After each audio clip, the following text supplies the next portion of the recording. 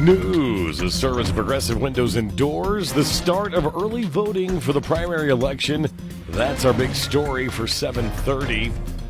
I'm John Matthews. Early voting begins today for the June 16th primary election in the state. There are a number of state office races on the ballot, including State Question 832 that would raise the minimum wage in Oklahoma.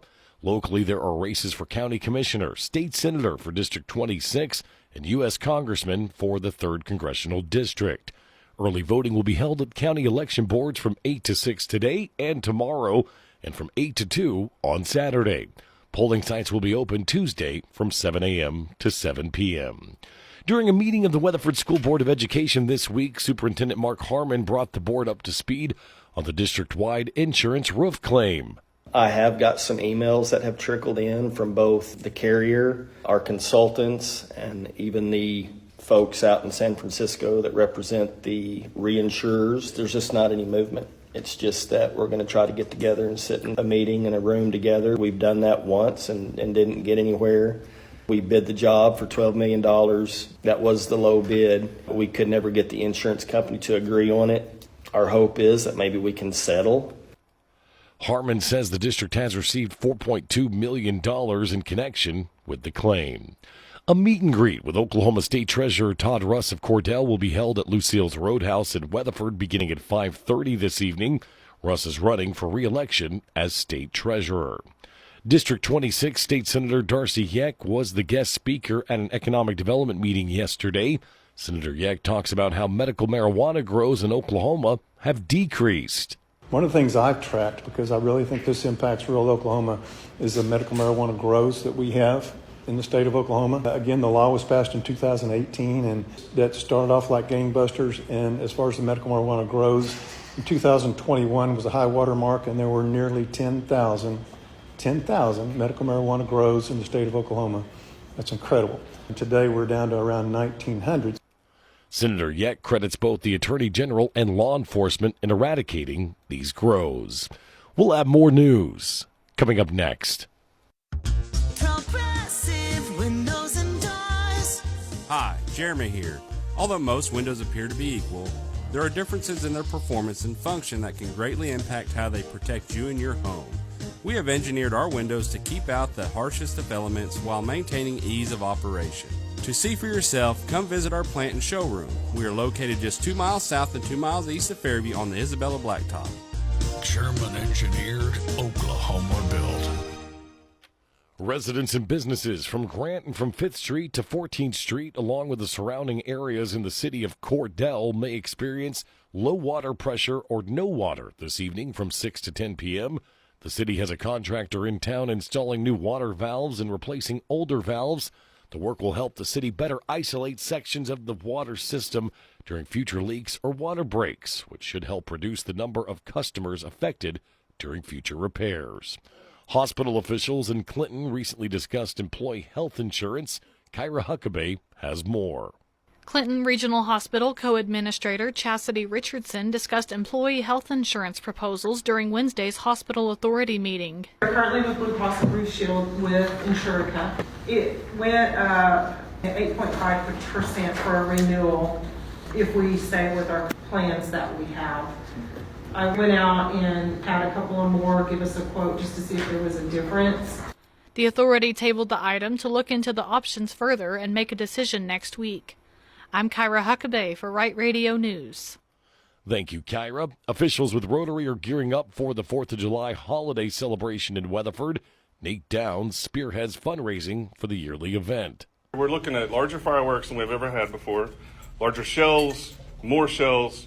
It's going to be tied in with music, so it's going to be themed throughout. Very patriotic at the park. We're going to have lots of giveaways, wristbands, necklaces. We've got face painters coming out. We're going to have well over 1,000 flags in the ground that people can take home with them that night. We're just going to ooze patriotism all over the park that night.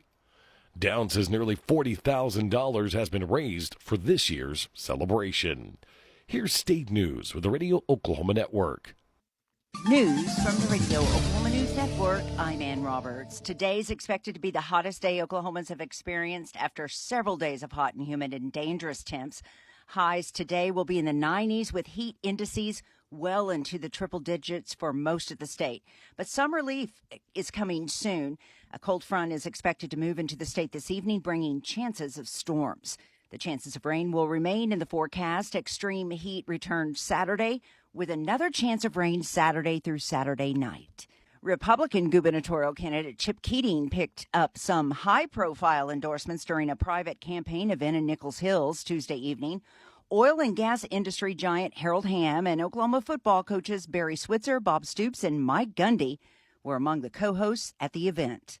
More on these stories at RadioOklahomaNews.com. From the Radio Oklahoma News Network, I'm Ann Roberts. News at 7:30, a service of Progressive Windows and Doors. Coming up next, we'll look at local funeral services after word from Lee Hometown Funeral Home.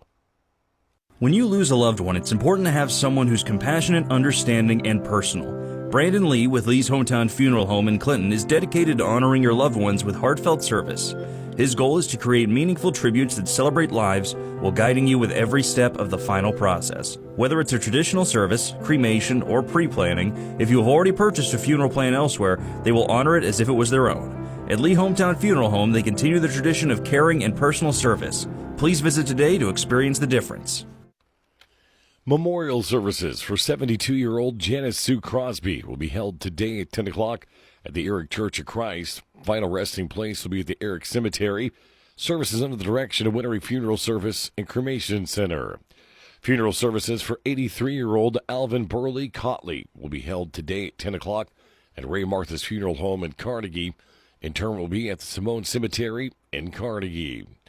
A celebration of life for 60-year-old Mark Anthony Lance will be held today at 11 o'clock at the Cumberland Presbyterian Church in Clinton.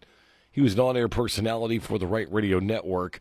Services are under the direction of Lee Hometown Funeral Home in Clinton. Funeral services for 76-year-old Gene Kenneth Fittner of Midland, Texas, will be held today at 1 o'clock at the Martin Duggar Funeral Home and Cremation Service in Elk City. He previously worked for Midland Geophysical. Final resting place will be at the Fairlawn Cemetery in Elk City under the direction of Martin Duggar Funeral Home. Funeral services for 23-year-old Alexis Pendleton will be held today at 1 o'clock at the Greenfield Baptist Church. She previously worked as an apprentice with Diesel Mechanic Company. Services under the direction of Turner Funeral Home of Geary. Graveside services for 65-year-old Geraldine Marie Ward will be held today at 3 o'clock at the Clinton Cemetery.